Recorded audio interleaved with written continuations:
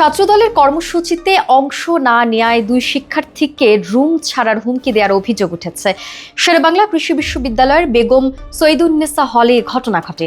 অভিযুক্ত শিক্ষার্থী তাহসিন আখতার মুন বিশ্ববিদ্যালয়ের 15 থেকে 16 সেশনের শিক্ষার্থী। তিনি শেকৃবি ছাত্রদলের সাধারণ সম্পাদক আলমগীর কবিরের অনুসারী। ভুক্তভোগী শিক্ষার্থী রূপা রহমান অভিযোগ করে বলেন, গত 1 মে থেকে আমাকে ও আমার রুমমেটকে ছাত্রদলের বিভিন্ন কর্মসূচিতে অংশগ্রহণের জন্য চাপ দিচ্ছেন মুন। তিনি আমাদের ক্লাসে না গিয়ে প্রোগ্রামে যেতে বলতেন, এমনকি বলা হতো স্যার ক্লাসে প্রেজেন্ট দিয়ে দেবেন। তিনি আরো বলেন, রুম অন্যদের নামে বরাদ্দ হয়ে গেছে। এই অজুহাত দেখিয়ে মুন 15 তারিখের মধ্যে হল ছেড়ে গণরুমে উঠে যেতে বলেন এবং সাড়া না দিলে হল থেকে বের করে দেওয়ার হুমকি দেন। একই রুমের অন্য ভুক্তভোগী অভিযোগ করেন, পরীক্ষার আগের দিনও মুন আমাদের প্রোগ্রামে যেতে বলতেন, না গেলে বেয়াদব আখ্যা দিয়ে সিনিয়রদের মাধ্যমে চাপ দেন। ছাত্রলীগ যেমন করতো এখন ছাত্রদলও তাই করছে।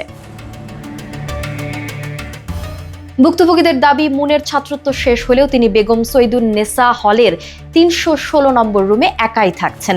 এর আগে ছিলেন 103 নম্বর রুমে। বিশ্ববিদ্যালয়ের নিয়ম অনুযায়ী সিট পাওয়ার যোগ্য না হওয়া সত্ত্বেও তিনি হলে অবস্থান করছেন বলে অভিযোগ করেন। এ বিষয়ে তাহসিন মুন এক প্রকার দায় স্বীকার করে বলেন, 314 নম্বর রুমের রূপা এবং সুপ্তিকে অন্য রুমে চলে যেতে বলেছি। প্রভোস্ট ম্যাডামের অনুমতি ছাড়া রুম ছাড়ার কথা বলা ঠিক হয়নি। আমি ভুল করেছি, এজন্য দুঃখিত। শেকৃবি ছাত্রদলের সাধারণ সম্পাদক আলমগীর কবির জানান, ছাত্রদলের এমন কোনো নীতিমালা নেই যাতে কাউকে জোর করে প্রোগ্রামে নিতে বলা হয়।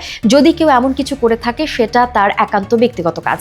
তিনি আরও বলেন, ছাত্রলীগের কেউ হলে থাকলে নিজ দায়িত্বে বের করে দেয়া হবে এবং কেউ নৈরাজ্য করলে তার বিরুদ্ধে কঠোর ব্যবস্থা নেওয়া হবে। এ বিষয়ে হলের কর্মকর্তারা জানান, বেগম সৈয়দুন্নেসা হলের প্রভোস্ট বর্তমানে দেশের বাইরে অবস্থান করছেন। তবে লিখিত অভিযোগ পেলে বিশ্ববিদ্যালয় প্রশাসন প্রয়োজনীয় ব্যবস্থা নেবে।